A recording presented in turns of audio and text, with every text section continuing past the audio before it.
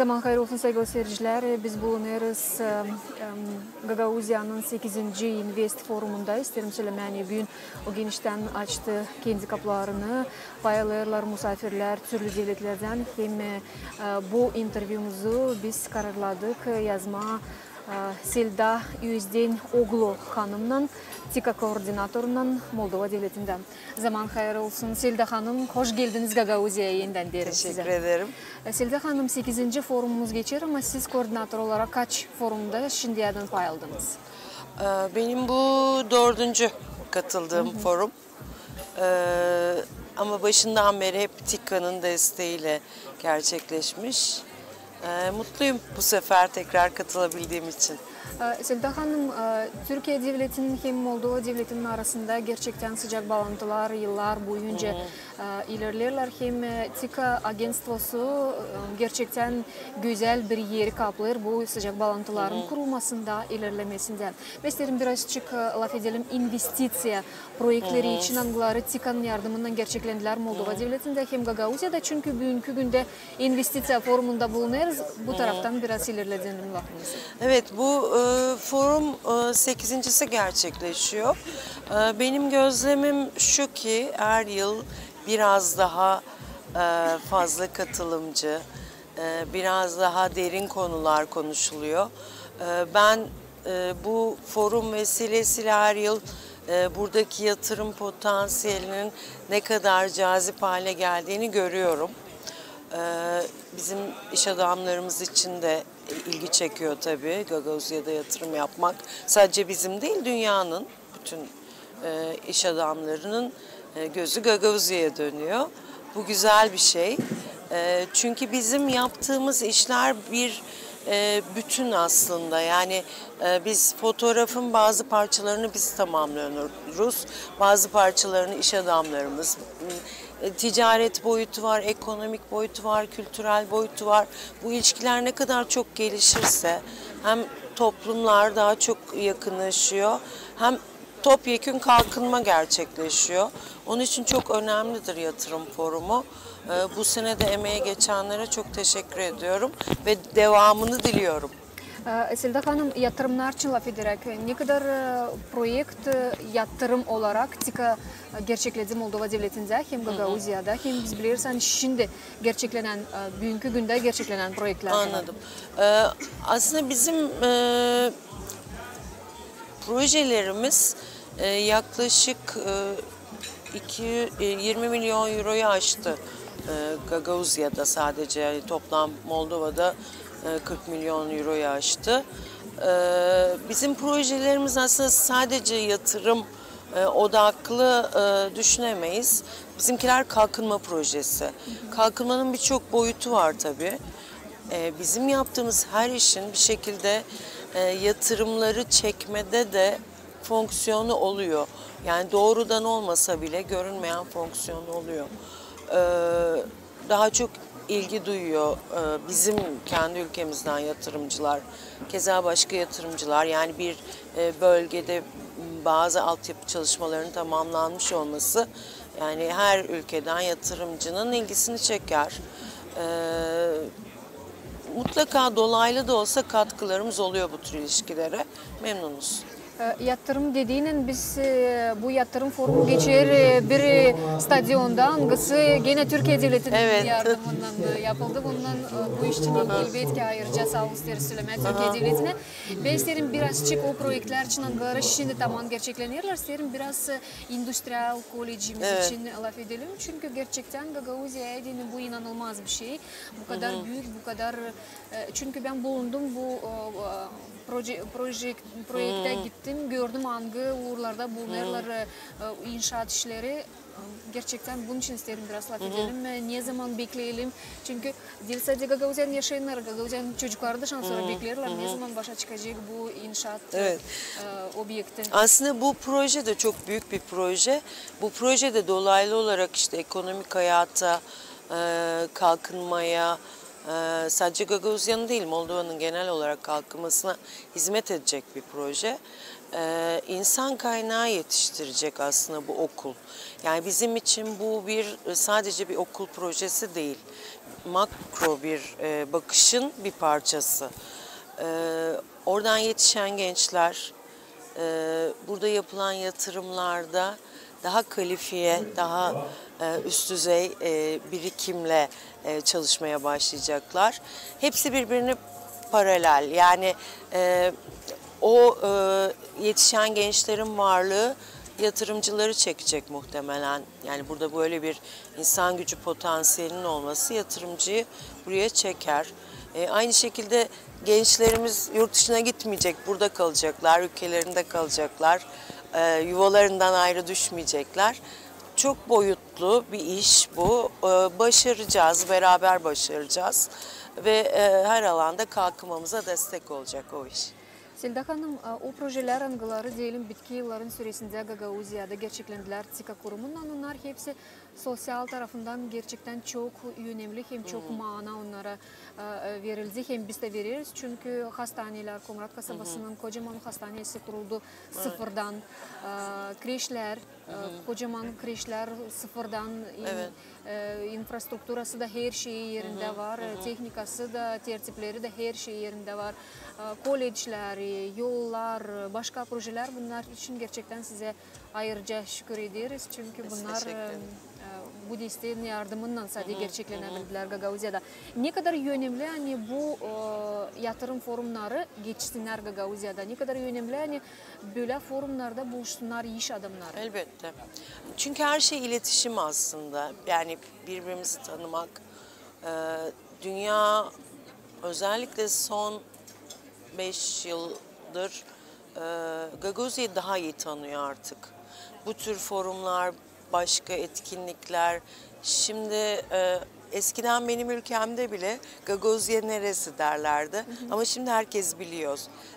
Dünya biliyor artık Gagauzya diye bir yer var. Bu insanlar var. Böyle imkanlar var. Bu tür forumlar her şeyden önce buna hizmet ediyor. Çok önemlidir onun için. Emeğe geçen herkese de teşekkür ediyorum. Sağ olun Selda Hanım. Her zaman sizinle buluşuruz. Ya bir forumda, ya bir projenin açılmasında. Evet. Böyle iş sırası gelirsiniz her zaman Gagauzya'ya. Ama isterim sorma. Dinlendiniz mi hiç Gagauzya'da? Gagauzya'da dinlendim. Öyle bir fırsat buldum. Eşim ziyaretime geldiği zaman onunla öyle bir fırsat yarattık. Gagauzya zaten benim evim gibi. İşte sanki hani buraya her gelişimde köyüme dönüyor gibi hissediyorum. Onun için hani ben her zaman buralıyım, rahatım. Her gelişimde çalışsam da dinleniyorum.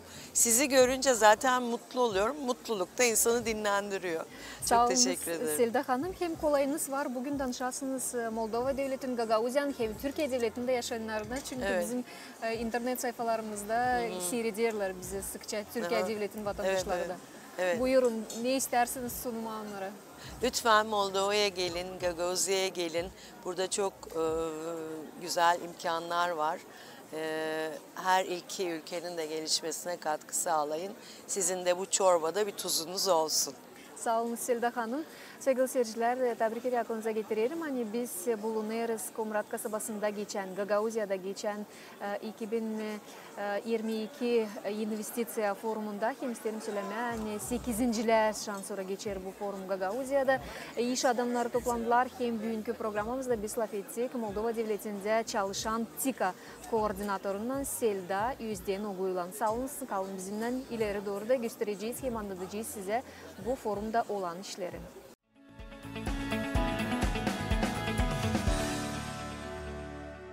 Saygılı seyirciler, ilerlediyoruz.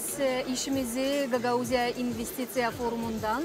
Hem isterim söyleme, hani sıradaki bizim misafirimiz çok saygılı, çok beklenendir misafir. GRT kanalında Gagauzya'da, Moldova Devleti'nde Uygar Mustafa Sertel.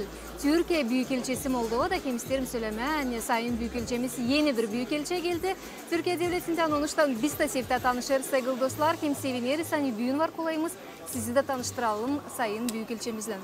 Sayın Büyükelçimiz, zaman hayır olsun. Hem hoş geldiniz Gagauzya'ya isterim söylemeye. Hoş geldiniz Gagauzya Radyo Televizyonu'na da, çünkü ilk sıra biz de tanışırız sizinle. Sanırım bizim seyirciler de sevinecekler sizinle tanışma. Çok teşekkür ederim. Hoş bulduk. Çok sıcak karşılandım. Güzel ev sahipliğinizden dolayı yerel makamlarımıza, sizlere çok teşekkür ediyorum. Sayın Büyükelçimiz, Gagauzya'ya bu sene ilk defa mı geldiniz? Gagauzya'yı nasıl buldunuz? Şimdi efendim, ben resmi olarak 14 Eylül tarihinde güven mektubumu Sayın Cumhurbaşkanı Maya Sandu'ya sundum ve göreve başladım. Hemen ertesinde 15-16 Eylül tarihlerinde Meclis Başkanımız, Türkiye Büyük Millet Meclisi Başkanı Sayın Mustafa Şentop'un resmi ziyareti oldu biliyorsunuz. Onun ikinci gün programıyla ilk kez Gagauzya'ya geldim. Bunun dışında bir hafta kadar, 10 gün kadar önce Sayın Jandarma Genel Komutan Yardımcımız Hüseyin Kurtoğlu Bey'in resmi ziyareti oldu. Karabinieri Genel Komutanı Sayın Albay Stefan Pavlov'un ev sahipliğindeki program çerçevesinde Güney bölgelerinde ve Gagauzya'da temaslar oldu. Onlarla geldim. Bizim için, bir Türk diplomatı büyükelçisi için Moldova'da görevlendirilmek, Gagauzya özerklerinin de konularıyla çalışmak, buralarda sizlerle bir arada olmak büyük bir onur, çok şerefli bir görev. Bizlere her yerde, Kişinev'de, Gagauzya'da büyük bir sıcaklık gösteriliyor, yakın ev sahipliği gösteriliyor. Bu ev sahipliği bizlerin çalışma azimlerini ikiye katlıyor. Bundan dolayı çok teşekkür ediyorum. Sağ olun Sayın Büyükelçimiz. Sizin göreviniz kaç yıl sürecek Moldova Devleti'nde? Şimdi normalde büyükelçilerimiz 4 yıl için görevlendiriliyor. Genel kuralımız öyle. Niçin sordum bu soru? Hani 4 yılın süresinde ne kadar bulunacağınız Moldova Devleti'nde bir insan olarak çok şanslısınız da, çünkü Moldova Devleti'nde büyükelçi olmak o büyük bir şans, çünkü yanınızda Gagauzlar var.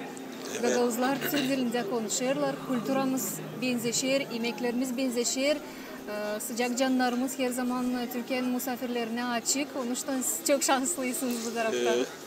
Aynen katılıyorum. Gagauzya'daki insanlarımız, soydaşlarımız ülkemizle Moldova arasında bir köprü, bağlarımızı pekiştiriyor, güçlendiriyor. İnsanlarımızın sıcaklığı ve bize gösterdiği dostluk son derece büyükelçiler için sıcak bir çalışma ortamı var. Bu atmosferde mevcut projelerimiz için, bundan sonrası için bizlere büyük bir çalışma kolaylığı sağlıyor. Ne zaman Gagauzya'ya gelsem büyük bir sıcaklıkla, motivasyonla geliyorum. Bu vesileyle sizlerle de bir arada oluyoruz. Sayın Büyükelçimiz, söylemiştim önce de laf ederken, bugünkü forumda başka misafirlerle Türkiye Devleti'nden hani gerçekten böyle diplomatik bağlantılarımız 30-32 yıl süresinde Moldova Türkiye arasında, ama bizim bağlantılarımız çok daha evvelki vakitlerden uzanırlar. Bizim dedelerimizin vakitlerinde uzanırlar. Hem çok meraklı işleri biz şimdi gençler öğreniriz. Hani bu bağlantılar gerçekten yüzlerle yıl uzanarmışlar. Türkiye'nin hem Gagauzlar, Türklerin hem Gagauzların arasında. Niçin sorarım bu soruşu size, niçin söylerim bunları? Hani bu 32 yılın süresinde diplomatik ilişkilerimiz geliştirildiler. Türkiye her zaman Gagauzya'nın, Moldova Devleti'nin yanında destek olarak. Dün geçen forumda Türkiye'nin desteğinden yapılan bir stadyonda bulunuyor. Burasında Türkiye yaptı, yardımcı oldu bize. Yani bu projeler her yıl devam ediyorlar. Evet, şimdi tarihten gelen dostluk bağlarımız, yakınlığımız, gönül bağımız bir avantajımız. Moldova'da da ikili ilişkilerimiz son 30 yılda giderek daha da gelişmiş durumda. Bunun birkaç sütunu var. Siyasi ilişkilerimiz, ekonomik ilişkilerimiz, askeri ilişkilerimiz, affedersiniz, siyasi, ekonomik, askeri, kültür ve eğitim projelerimiz ve kurumlarımız arasında temaslarımız var. Bu son 2 ziyaretimiz bunun birer somut, üst düzey örnekleri. Şimdi içinde bulunduğumuz projemiz biliyorsunuz Gençlik Spor Bakanlığımız ve Altındağ Belediyesi'nin katkılarıyla yapıldı. Geçmişte de bölgede TİKA Kalkınma Ajansımızın pek çok projesi oldu. Bundan sonrası için de biliyorsunuz buraya çok yakın bir bölgede kolejin inşaatı devam ediyor. Ben orada yoğun bir çalışma var. Burada Başkonsolosumuz Hasan Bey, biliyorsunuz 2 yıl önce kuruldu Başkonsolosluğumuz. TİKA temsilcimiz Selda Hanım ve onların ekipleri bu projelerimizin, çalışmalarımızın koordinasyonunu ve yürütülmesini yapıyorlar. Bu tip bizlerin de birinci görevi bu tip çalışmaların önümüzdeki dönemde de sürdürülmesi. Sağ olunuz Sayın Büyükelçimiz bu umutlar için bize. Böyle investisiya forumunda sifte paylarsınız. Sanırsam Evet. bitki olmayacak. Orada her yıl yapılır. Çünkü bu forumumuz her yıl geçer. Evet. Sizin bakışınıza göre ne kolaylıklar açılırlar iş adamlarına diyeni bu böyle forumlarda? Şimdi bu yıl 8. Uluslararası Forum yapılıyor biliyorsunuz. Ben yeni göreve başladığım için ilk kez geliyorum. Bir panele, açılış panelinde de katıldım, konuştum. Ülkemiz Moldova ile ilişkilerimizin genel çerçevesini anlattım. Gagavuzya'da neler yapıyoruz, Moldova'da iş adamlarımız neler yapıyor, burada neler yapıyorlar onları anlattım. Bizim için bizler devletimizin temsilcileri olarak katılıyoruz. Mesela yeni ticaret müşavirimiz Numan Bey de aramıza katıldı. Hem panellerde ikili ilişkilerimizle değiniyoruz, projeleri anlatıyoruz. Hem diğer ülkeler neler yapıyor, burada çalışan iş adamları günlük hayatta nasıl projeler yürütüyorlar, nasıl tecrübeler var, ne beklentileri var onları öğreniyoruz. Hem de bu toplantı marjında yaptığımız temaslarda yeni insanlarımızla tanışıyoruz. Ben göreve başladıktan sonra Moldova'da yatırım yapan, ticaret yapan iş insanlarımızla da konuşmaya başladım. Bugün onlardan da gelenler var. Türkiye'den ve diğer ülkelerden gelen misafirler var. Birbirimizi tanıyoruz ve kurduğumuz bağlantıları sürdürmeyi hedefliyoruz. O bakımdan da çok yararlı oluyor. Sanırım hani bu bağlantılar ilerleyecekler hem sürdürmeli olacaklarını söylediniz. Kesinlikle. Sayın Büyükelçimiz ben isterim size sağ ol söylemeye. Hani bulduğunuz vakit verdiniz bize bu şansı sizinle bugün laf etmeye. Tebrik ederim bizim seyircilere. Hani, Sayın Büyükelçimiz Türkiye Devleti'nden bize geldi. Türkiye Devleti'nin Büyükelçisi Moldova'da Uygar Mustafa Sertel. Sefte görünüze Moldova'ya geldiniz ama sanırım hani 4 yılın süresinde Gagavuzlar size aile gibi olacaklar. Onun için hoş geldiniz size diyelim. Çok teşekkür ediyorum. Televizyonda da sizi beklerim. Sanırım hani sık misafirler geleceğiniz bize. Tabii ki her vesileyle hem ziyaretinize gelirim hem programlarınıza katılırım. Buradan bütün Gagavuzya halkına, soydaşlarımıza, Moldova'da dostlarımıza selamlarımı, teşekkürlerimi, şükranlarımı sunuyorum.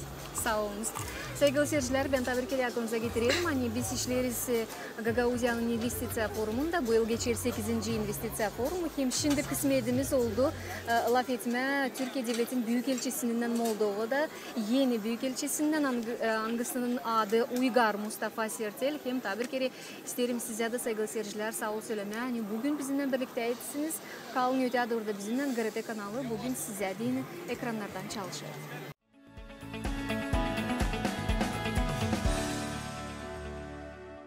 Sevgili seyirciler, ilerlediğimiz işimizi İnvestitsiya 2022 İnvestitsiya Forumundan hem isterim söylemeyi sıradaki bizim misafirimiz hangisi verdi bize kolaylık hem ayırdı kendi vakıda onunla laf etmeye. Hasan Akdoğan, Türkiye Devleti'nin konsolu Komrat kasabasında. Zaman hayırlı olsun Hasan Zaman hayırlı Bey. olsun. Sayın konsul, biz bilirsiniz siz sefte pay almışsınız bu böyle investisiya forumlarında.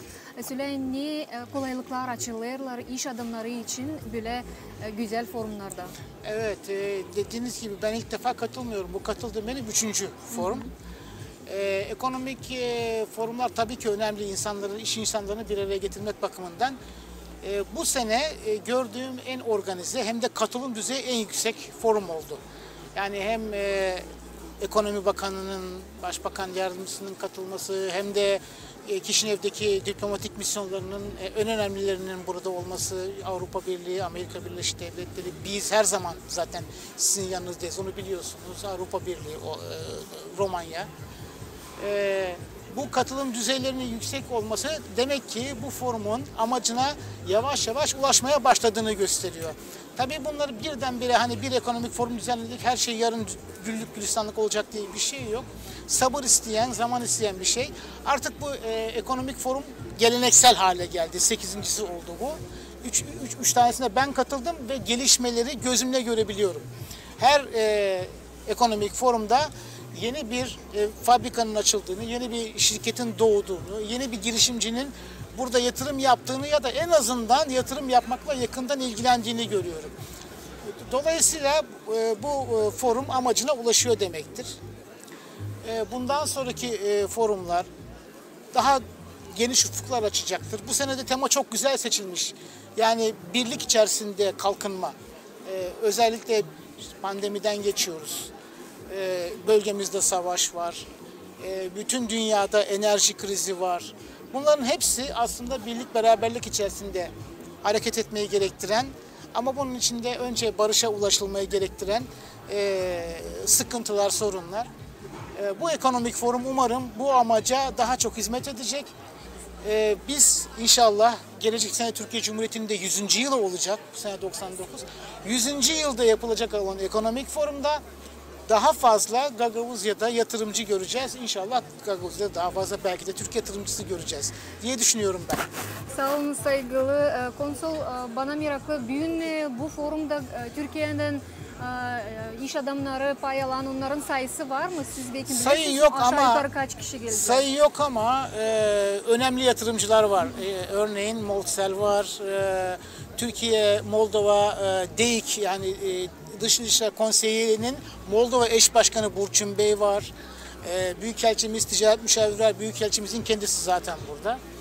Ayrıca bir iki tane küçük yatırımcı gördüm. Örneğin işte Çadırlunga'da faaliyet gösteren bir yatırımcımız var. Başka şeyler de var. O Kişinev'de özellikle yatırımları bulunan otel işletmecileri, onların hepsi burada. Sayın Konsul söylediniz birlik içerisinde kalkınma bir kırmızı çizgiyle geçer bu Invest Forum'un temasından ama ben isterim söylemeye yani bu kırmızı çizgi Gagauzya, Moldova Devleti ve Türkiye arası iş bağlantılarında bitki 35 yılın süresinde de var. Evet. Çünkü Türkiye her zaman destek olur, her zaman yanımızda türlü projeler gerçekler hem de neyi saklama Gagauzya'da çok ayağa kalkındı Türkiye Devleti'nin yardımından. Evet. Hani bize değil bu destekler gerçekten çok önemli hem çok pahalı bunun için ayrıca size şükür ederim. Hem gelecekte bu desten, bu işbirliğin, bu bağlantının ilerlemesini mutlaka isteriz. Tabii ki biz her zaman söylüyoruz. Gagauzya'nın her zaman yanındayız.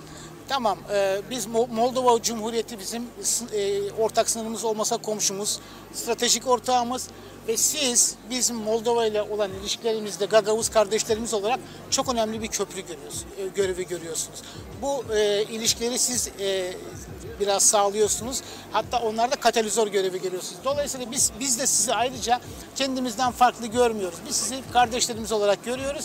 O yüzden de yapabildiğimiz ölçüde dediğiniz gibi ta 1992 yılındaki özerklik dönemlerinden bu yana Gagauzya'yı her türlü koşulda içinde bulunduğumuz zorluklar ne olursa olsun desteklemeye devam ediyoruz. Devam da edeceğiz.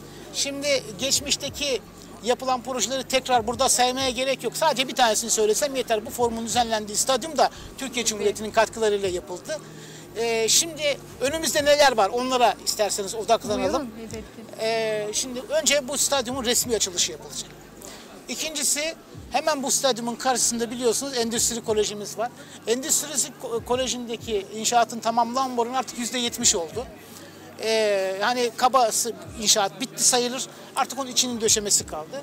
Artık o Endüstri Koleji'nin Sayın Başkan'ın İrina Vlah'ın da belirttiği gibi bir mühendis fabrikası gibi çalışabilmesi için düzenlemeler yapmamız gerekiyor. İşte Moldova Eğitim Bakanlığı, bizim Türkiye Cumhuriyeti Eğitim Bakanlığı, Gagauzya İcra Komitesi Başkanlık olarak onun statüsünü belirlememiz gerekiyor. Çalışma şartlarını belirlememiz. Artık oraya geldik.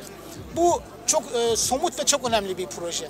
Çünkü buradan çıkacak olan insanlar sadece Gagauzya'nın değil, Moldova'nın da kalkınmasında pay alacaklar sizin dediğiniz gibi ve zannediyorum Güney Moldova'da belki Moldova'nın genelinde bile örnek gösterilebilecek bir okul olacak. Daha sonra neyimiz var? Daha sonra Vulkaneş'teki sulama projesi var. O da artık somut konkret bir aşamaya geldi ve ilerliyor. Bu projeler imkanlar ölçüsünde artarak devam edecek. Bundan hiç şüpheniz olmasın. Hani burada kültürel projelere, Türkiye burslarına onlara değinmiyorum bile. Onları zaten siz benden çok daha iyi biliyorsunuz. Sağ olun Sayın Konsul, saygılı seyirciler. Ben tabii aklınıza getiririm. Hani GRT kanalı bugün investisiya forumunda size dini çalışır. Hem sıradaki misafirimizi Hasan Akdoğan'ı, Türkiye Devleti'nin konsolunu Komrat kasabasında şükür ederiz. Hani bulduğunuz vakit ve verdiniz bize bu kolaylığı sizinle laf etmem. Ben her zaman sizinle beraber olmaya hazırım. Sağ olun, biz de ona göre. Saygılı seyirciler, biz ilerlediyoruz kendi işimizi investisiya forumunda hepsinize teklif ederim. Kalarsınız bizimle birlikte.